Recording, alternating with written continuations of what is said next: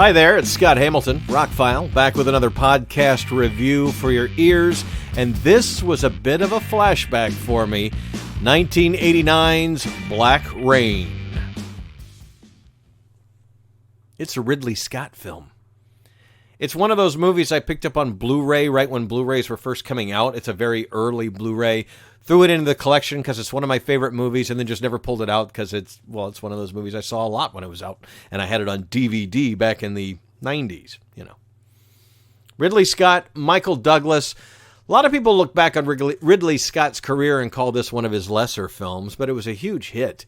Had a $30 million budget, went on to gross $134 million at the time. That's huge.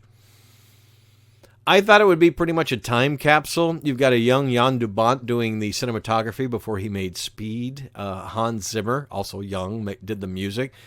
Michael Douglas, Andy Garcia, Kate Capshaw, Ridley Scott. It had all the makings of a huge movie, even in the day. It's 10 years after Alien for Ridley Scott, and he's coming off movies like Legend.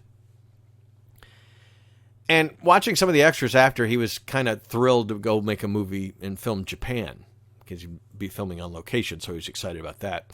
So the short version is, this is a pretty darn good movie, holds up pretty well, and is not the time capsule I thought it was. It is a gritty police drama, the likes of which they don't really make anymore. It's a little cookie cutter.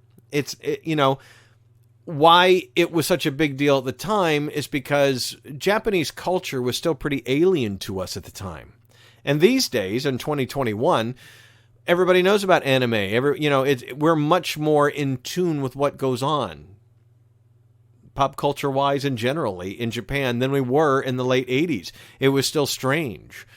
Strange ways, strange language, So the movie plays on that. The movie is really about xenophobia on both sides, distrusting of people because of different countries and that kind of thing. And that's kind of the crux of the whole movie. So the short version is, it's entertaining. It's a good Ridley Scott film. It looks great. And all in all, it's a good, gritty police drama that they don't make the likes of which anymore. That this kind of storyline winds up on TV shows more often. So the long version, they had been trying to get this script made for a little while. The producers, Stanley Jaffe and Sherry Lansing, made a lot of big movies back in the day. They had talked about maybe putting Harrison Ford in the main role. Didn't work out that way. A couple other people, Kurt Russell maybe.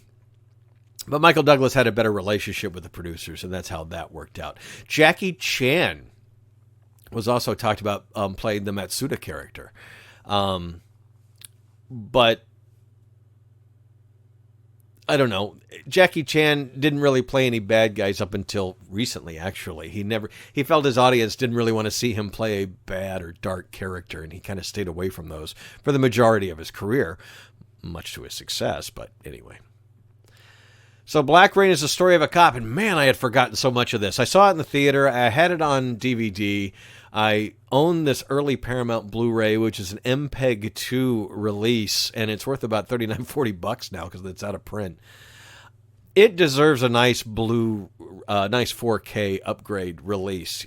Go back to the original film stock and let's get a good scan of this thing, and let's Ridley Scott's life breathe in a nice transfer, because this being an MPEG-2 transfer, which Blu-rays have moved on to other encoding schemes, it's just kind of dull. It's a fine, tight Blu-ray transfer, but it could look so good, especially the neon of the areas of Japan he's in and things like that, and some of the outdoor scenes would just benefit from HDR and the 4K resolution. Movie is the story is a little bit cliched, but the acting is pretty good.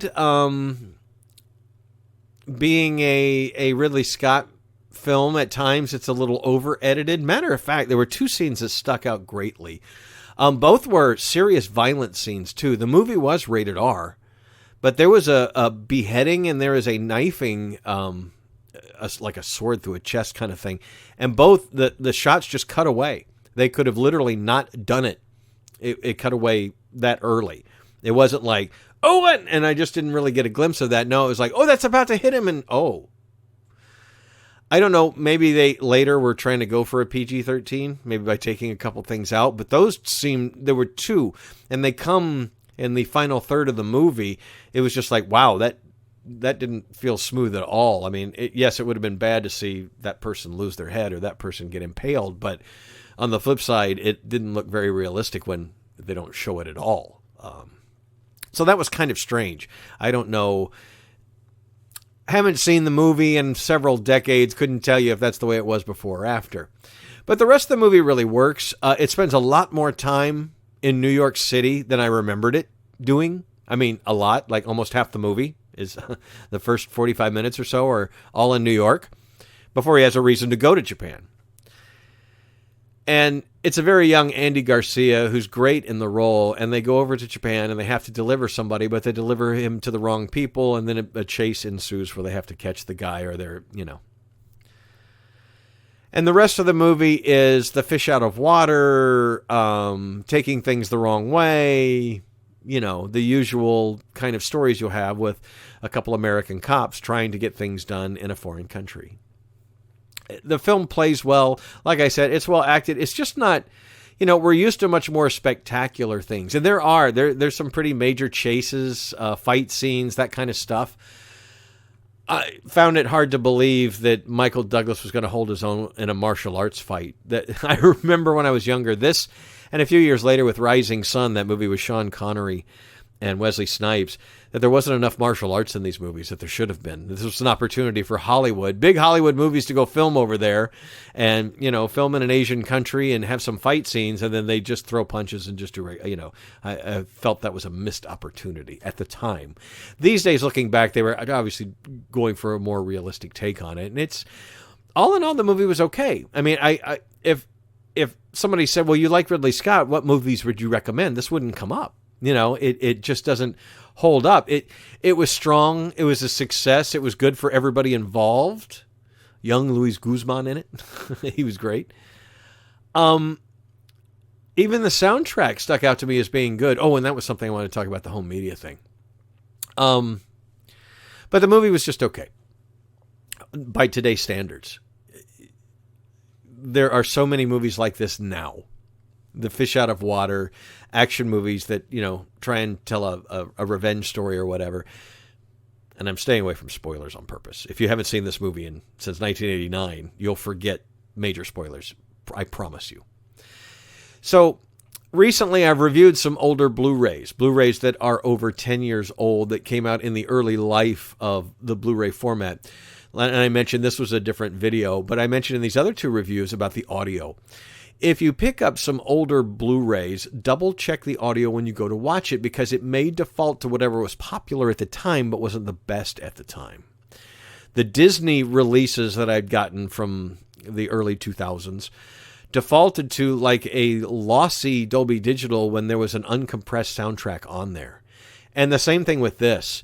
It defaulted to a regular Dolby Digital that was a pretty weak soundtrack, or you could pick the DTS soundtrack, which was 3 times the bandwidth as far as what it was pushed through my system, and just sounded a wider soundstage and more detail, deeper. It just sounded 10 times better. It went from like a TV mix to a theater mix. Again, modern technology can interpret these soundtracks very well if you pick the right one. Or they're going to sound like the old soundtrack they are if you don't. So that's just something to watch on older movies.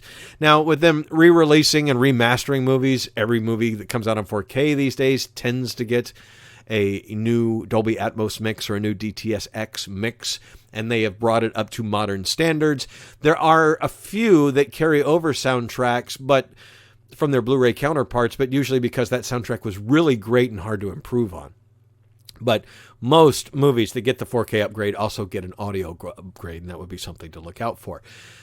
Just mentioning that, if you happen to pick up a copy of this, it's going for $39 on eBay, which blows my mind. I would imagine it will eventually get a release, some Ridley Scott retrospective box set at some point. It's about 50% on Rotten Tomatoes, so your mileage will vary about that much. Some people really like this movie. Some people thought it was just the same old with just better acting and better production values. like I said, the fight scenes are great. The action scenes are great. You got Michael Douglas running down the street with long hair and a gun, yelling at people to get out of the way and stuff. I mean, the way it's structured and the way it all comes together, it's just, we don't make movies like this anymore. And it kind of, you know, it looks good and it plays well and it's a fun watch. But as I said in the beginning, I thought it was going to be a bit of a time capsule, and it's not. You know, it's before cell phones for the most part. There's pagers. I thought the cars would be a problem. I thought some of the lack of technology, but Japan was such a forward place in 1989 that no, it doesn't. You know, I mean, some of the cars look old, but you know, there are old cars on the road over there. They last longer. So anyway. All in all, it was entertaining and an interesting jewel in the crown of what's great about Ridley Scott. But I would highly recommend something like, Kingdom of Heaven or Alien before I would recommend Black Rain. But if you're a Michael Douglas fan, you're a fan of Andy Garcia or gritty cop movies, this one holds up pretty well from 1989. I was kind of impressed. Scott Hamilton, ROCKFILE, therockfile.com is the name of my website. If you'd like to check it out for more links, please like, share, and subscribe. Thank you for listening. Have a wonderful day.